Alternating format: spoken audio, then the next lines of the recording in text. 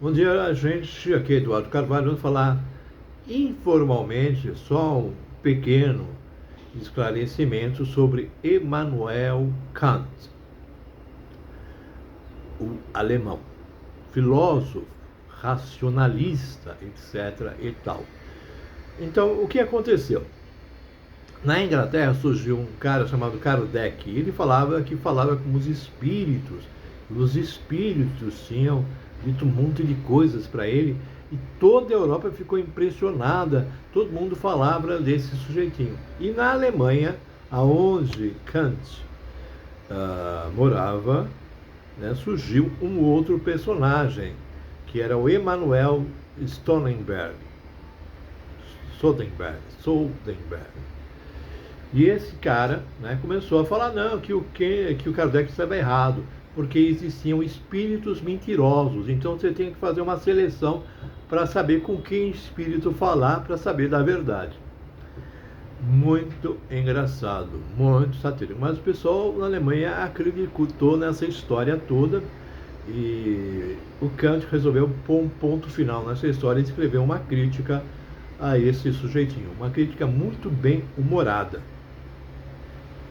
Só que, se fosse numa palestra, tinha duas salas, uma sala falando sobre a razão e outra sala falando sobre o que o fantasma me contou a noite passada, todos os alemães iam para a segunda sala e o Kant ficava sozinho. Então, o livro não foi muito sucesso, foi, para dizer a verdade, um completo fracasso. E ele que pensava que ia salvar a Alemanha, ficou sozinho. Aí ele mudou totalmente. Existe uma piada que diz que ele caiu do cavalo, bateu a cabeça. Antes ela era uma pessoa bem-humorada, extrovertida e simpática, e depois se tornou um robô completamente introvertido e incapaz de expressar um único sentimento. Tá? Outros dizem, é mais real essa segunda versão, que ele ficou muito impressionado pelos escritos de um filósofo escocês chamado Hall. Seja lá qual for a verdade, ninguém vai saber. Acontece que Kant tinha um discurso extremamente fechado, extremamente racional, que impactou a humanidade. Recentemente, um escritor norte-americano de ficção científica chamado Gene Roddenberry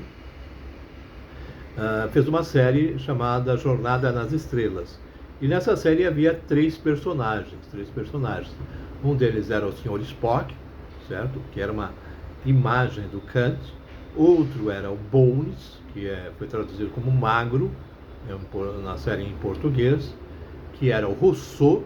E o terceiro, que era o Capitão Kirk, que era o representante da humanidade. Então, diante de um dilema, o Capitão Kirk ia falar com o Spock e com o Bones para saber o que fazer. Isso impactou muito o inconsciente coletivo de toda uma juventude de filósofos norte-americanos. Então, todos são muitos impactados por essa série e suas correlações, né?